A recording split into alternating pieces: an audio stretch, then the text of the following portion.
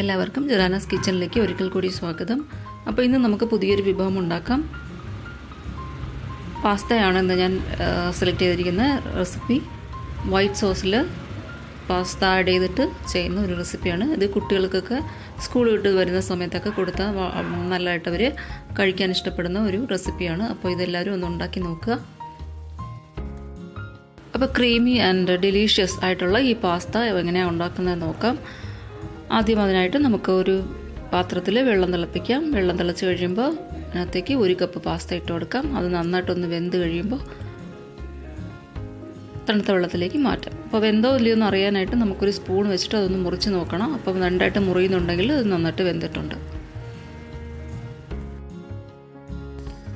ഈ വെള്ളത്തിൽ ഒരു ടീസ്പൂൺ എണ്ണയും ഏതെങ്കിലും ഒരു കുക്കിംഗ് ഓയിലും കുറച്ച് ഉപ്പും കൂടി ഇട്ട് കൊടുക്കുക.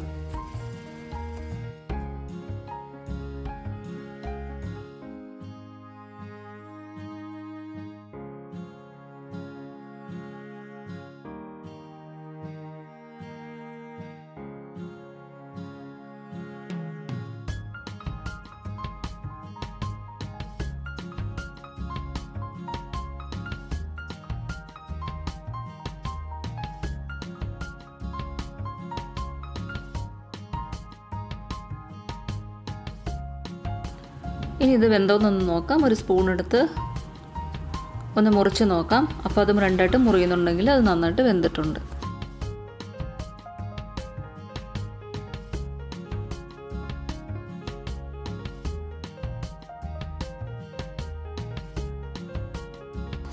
ഇനി ഇത് ഒരു ബൗളിൽ കുറച്ച് തണുത്ത വെള്ളം എടുത്തതിന് ശേഷം അതിനകത്തേക്ക് മാറ്റി കൊടുക്കാം.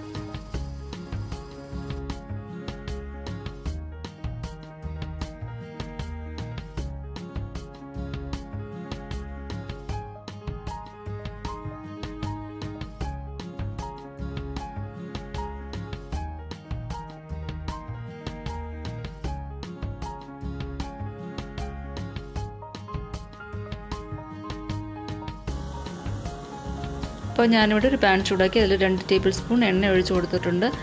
സൺഫ്ലവർ ഓയിൽ അല്ലെങ്കിൽ ഒലിവ് ഓയിലോ അല്ലെങ്കിൽ നെയ്യോ ഉപയോഗിക്കുക. വെളിച്ചെണ്ണയുടെ ടേസ്റ്റ് അതിൽ ഫീൽ ചെയ്യാൻ പറ്റും. അതുകൊണ്ട് വെളിച്ചെണ്ണ ഒഴിവാക്കുന്നതായിരിക്കും നല്ലത്. അപ്പോൾ നെയ്യോ ഒലിവ് ഓയിലോ സൺഫ്ലവർ ഓയിലോ ഏതെങ്കിലും എടുക്കുക. ഇനി ആ ചൂടായ എണ്ണയിലേക്ക് നമുക്ക് ഒരു 3-4 വെളുത്തുള്ളി അരിഞ്ഞു വെച്ചിട്ടുണ്ട്, അതിട്ട് കൊടുക്കാം. അതിൻ്റെ കൂടെ തന്നെ കുറച്ച് വെജിറ്റബിൾസ് ഇട്ട് കൊടുക്കണം. ക്യാരറ്റ്, ബീൻസ്, കോൺ, ക്യാപ്സിക്കം, ഇത്രയാണ് ഞാൻ എടുത്തിരിക്കുന്നത്. ഇത് ഒരു അല്പമായിട്ട് ഒന്ന് ചോപ്പ് ചെയ്ത് വെച്ചിരിക്കുകയാണ്. നമുക്കിഷ്ടമുള്ള അളവനുസരിച്ച് ചേർക്കാം. കൂടുതൽ ഇടണമെങ്കിൽ കൂടുതൽ ഇടുക. അപ്പം ഞാനിവിടെ ഒരു 2 ടേബിൾ സ്പൂണൊക്കെ വെച്ചിട്ടാണ് ഇടുന്നത്. അതിൻ്റെ കൂടെ ഉപ്പും കൂടെ ഇട്ട് നന്നായിട്ടൊന്ന് വഴറ്റിയെടുക്കുക. വഴറ്റിയെടുത്തതിന് ശേഷം അത് വേറൊരു പാത്രത്തിലേക്ക് മാറ്റി വെക്കാം.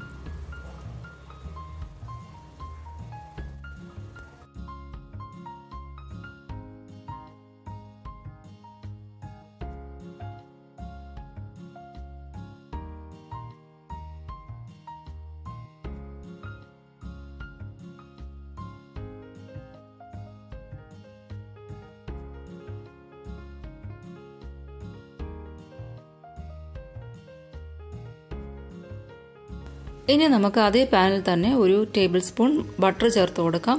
ബട്ടർ നന്നായിട്ട് ഉരുകി വന്നതിന് ശേഷം നമുക്കതിലേക്ക് 1 ടേബിൾ സ്പൂൺ മൈദ ഇട്ട് കൊടുക്കാം. മൈദ ഇട്ട് നന്നായിട്ടൊന്ന് ഗോൾഡൻ ബ്രൗൺ ആകുന്നത് വരെ ഒന്ന് റോസ്റ്റ് ചെയ്തെടുക്കണം. മീഡിയം ഫ്ലെയിമിലോ അല്ലെങ്കിൽ ലോ ഫ്ലെയിമിലോ ഒക്കെ വെച്ച് വേണം ചെയ്യാൻ. മൈദയുടെ കളർ ഒന്ന് മാറി വരുമ്പോഴേക്കും അതിനകത്ത് 1 കപ്പ് പാല് ചേർത്ത് കൊടുക്കാം. തിക്നെസ് കുറച്ച് കൂടിപ്പോയെന്ന് തോന്നുന്നെങ്കിൽ കുറച്ചുകൂടെ പാലോ അല്ലെങ്കിൽ ഒരല്പം വെള്ളമോ ചേർത്ത് കൊടുക്കാം. എന്നിട്ട് നന്നായിട്ടൊന്ന് കുറുക്കിയെടുക്കണം. അതൊന്ന് പാകമായി വരുമ്പോഴേക്കും അതിൽ കുറച്ച് റെഡ് ചില്ലി ഫ്ലേക്സ് ചേർത്ത് കൊടുക്കാം. ചുമന്ന മുളകിൻ്റെ ആ തരിയായിട്ട് പൊടിച്ച് വെച്ചിരിക്കുന്ന ചുമന്ന മുളക് അത് ചേർത്ത് കൊടുക്കുക. 1 ടീസ്പൂൺ അതിൻ്റെ കൂടെ ക്രഷ് ചെയ്ത് വെച്ചിരിക്കുന്ന കുരുമുളകും കൂടെ ചേർത്ത് കൊടുക്കാം.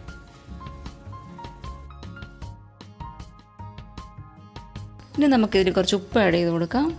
അതിൻ്റെ കൂടെ തന്നെ നമ്മൾ നേരത്തെ മാറ്റി വെച്ചിരിക്കുന്ന വെജിറ്റബിൾസും കൂടി ആഡ് ചെയ്ത് ഒന്ന് മിക്സ് ചെയ്ത് കൊടുക്കാം. ഇനി അതിലേക്ക് പാസ്ത ആഡ് ചെയ്ത് കൊടുക്കാം. എന്നിട്ട് നന്നായിട്ടൊന്ന് ഇളക്കി യോജിപ്പിക്കുക. ഇപ്പോൾ നമ്മുടെ yummy and tasty pasta ready ആയി കഴിഞ്ഞു. White sauce pasta. ഇത് നമുക്ക് ചൂടോടുകൂടി തന്നെ സെർവ് ചെയ്യണം. തണുത്ത് പോയാൽ കുറച്ച് കട്ടിയായി പോകും. അപ്പോൾ ചൂടോടുകൂടി തന്നെ സെർവ് ചെയ്യാൻ ശ്രമിക്കുക. അപ്പോൾ ഈ റെസിപ്പി എല്ലാവർക്കും ഇഷ്ടപ്പെട്ട് കാണുമെന്ന് വിചാരിക്കുന്നു. ഇഷ്ടപ്പെട്ടെങ്കിൽ ഒന്നുണ്ടാക്കി നോക്കുക. എന്നിട്ട് എനിക്ക് കമൻറ്റ് ബോക്സിൽ സജഷൻസൊക്കെ ഇട്ട് തരിക. അതുകൂടാതെ എൻ്റെ FB പേജ് റാനാസ് കിച്ചൺ ലൈക്ക് ചെയ്യാനും ശ്രമിക്കുക. ഇതിനു മുമ്പ് ഇട്ട വീഡിയോസൊക്കെ കാണാനായിട്ട് പ്ലേലിസ്റ്റ് ഒന്ന് ക്ലിക്ക് ചെയ്ത് നോക്കുക. അപ്പോൾ എല്ലാവരും സപ്പോർട്ട് ചെയ്യുക, വീഡിയോസ് ഷെയർ ചെയ്യുക. അപ്പോൾ നമുക്കിനി അടുത്തൊരു വീഡിയോയിൽ കാണാം. Thank you. Bye bye.